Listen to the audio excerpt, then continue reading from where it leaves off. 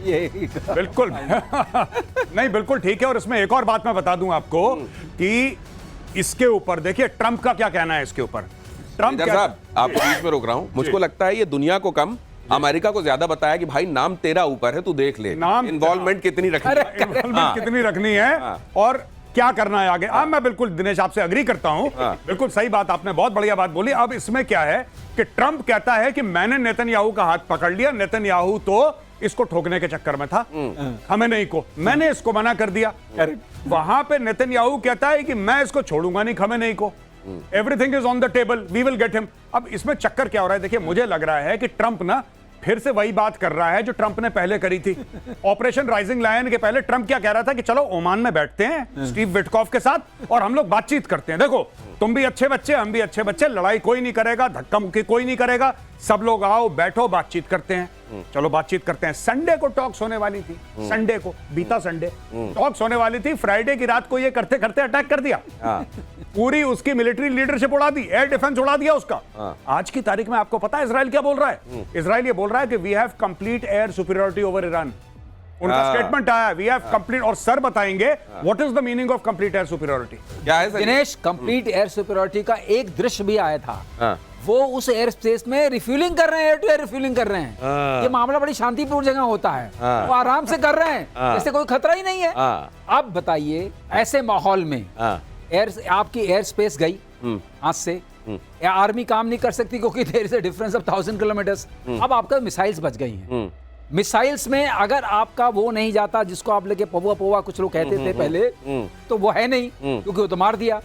अब ये जो बता रहे थे उसमें मुझे एक चीज और याद आई, जो गौरव ने बताया कि ऊपर उन्होंने पूरा साफ कर दिया, ऊपर सारा उनका वेंटिलेशन सिस्टम होता है, सारा उनका सर्वाइवल सिस्टम ऊपर होता है। जो पहाड़ के ऊपर था वो तो गया, तो नीचे सर्वाइवल सिस्टम है नहीं। फिर आपने एक मदर ऑफ बॉम्ब्स की बात याद दिलाई थी, माता जी की, तो वो भी लग जाएंगी। तो अब बचा क्या? तो बचा ये क्या कह रहे हैं कि बचा है और इजराइल कह रहा है बचा नहीं है। तो ये बचा कितना है? ऊपर रोशनदान, खिड़की, दरवाजे ऊपर से जो खुलते थे वो सारे बंद हैं, और फिर वो मदर ऑफ ऑल बॉम्ब तो इंतजार कर ही रही है। अगली खबर देखिए, ईरान से लोगों के भागने का वीडियो सामने आया।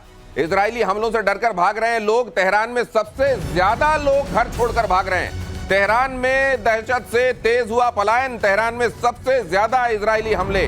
और अब तेहरान को यह कह भी दिया इजराइल ने कि तेहरान वालों सावधान रहो।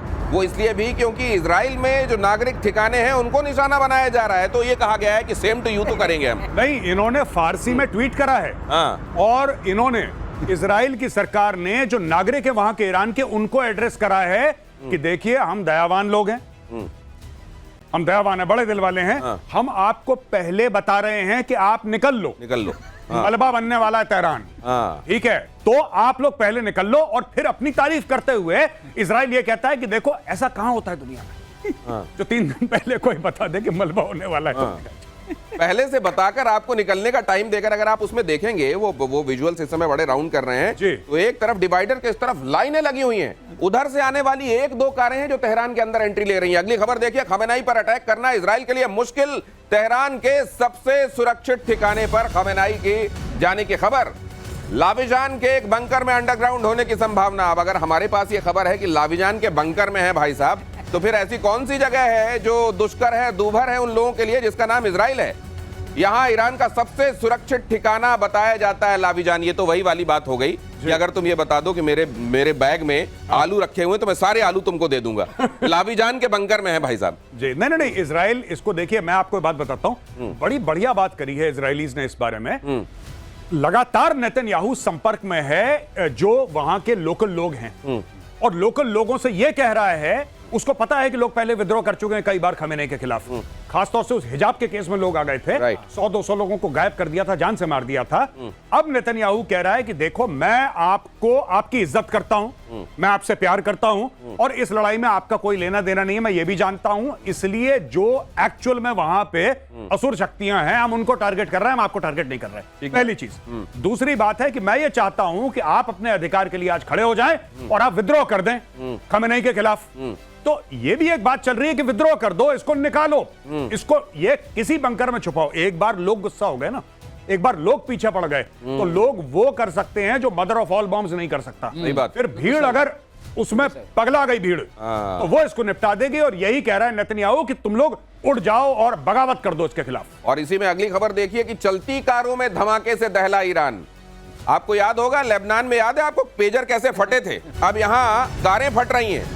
इस धमाके से दहला ईरान, इजराइल पर सीरियल ब्लास्ट का शक, पेजर बॉम्ब की तरह धमाके हुए, ऐसा लग रहा है मोसाद एक्शन में है। मुझे लगता है मोसाद एक्शन में है और ये कुछ भी कर सकते हैं। और मैं आपको एक और बड़ी खूबसूरत बात बताता हूं, सर आप इसके ऊपर जरा विस्तार से बताइएगा। मोसाद के पास ऐसे कई 100 सिनेरियो रहते हैं एट अ टाइम। ज्यादातर इंटेलिजेंस एजेंसीज करती हैं, मोसाद खास तौर पे इसके लिए मशहूर है कि 1000 से अगर ऐसा हुआ तो हम ये 5 चीजें करेंगे और अगर वैसा हुआ तो हम ये 10 चीजें करेंगे। उसके ऊपर पैसा भी लगाते हैं, समय भी लगाते हैं, मैन पावर भी लगाते हैं, प्लानिंग भी लगाते हैं। और अगर वो सिनेरियो फिट हो गया तो बस उसको स्लॉट में डाला और आगे बढ़ा दिया। यही काम अब कर रहा है मोसाद।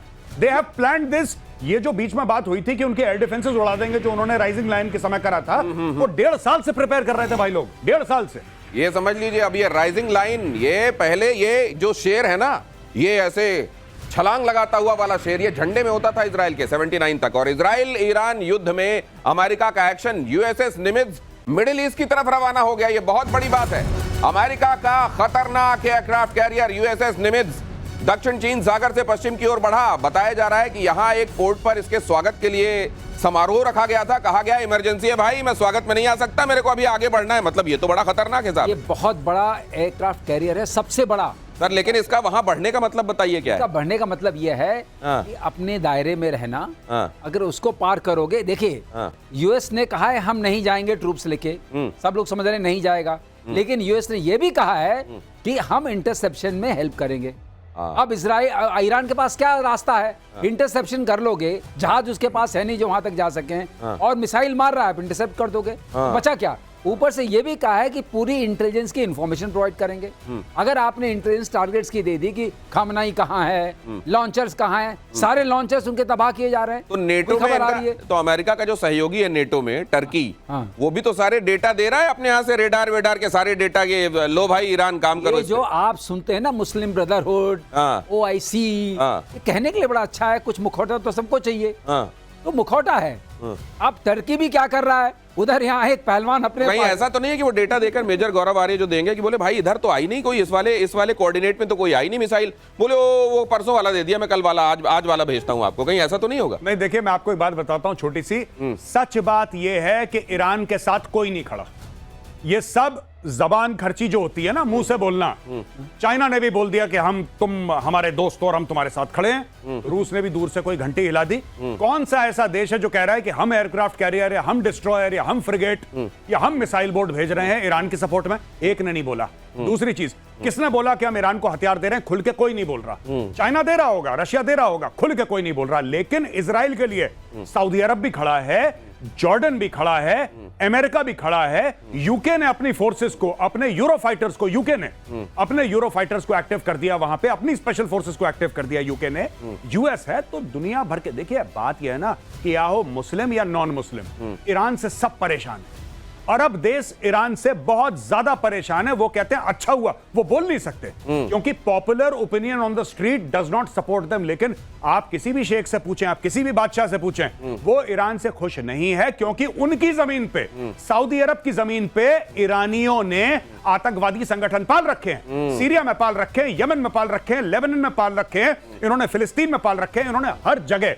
तो वहां के लोग परेशान है ईरान से। वो कह रहे हैं ठोको इसको, बहुत अच्छा करा, मारो। अगली खबर, एटमी वॉर को लेकर ईरान का बहुत बड़ा दावा। ईरान के राष्ट्रीय सुरक्षा परिषद के सदस्य ने कहा पाकिस्तान ने इजराइल पर एटमी पलटवार की गारंटी दी।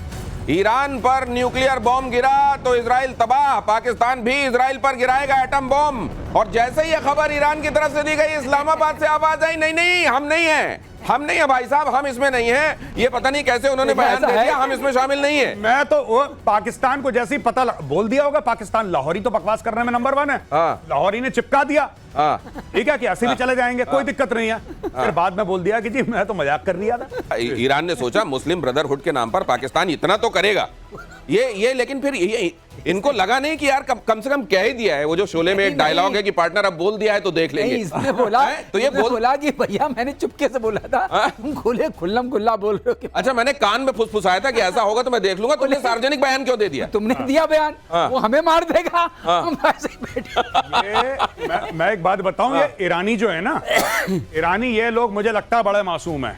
ये लाहौरियों के चूरन के चक्कर में फंस गए। इनको लाहौरियों ने चूरन पकड़ा दिया कि तुम चिंता मत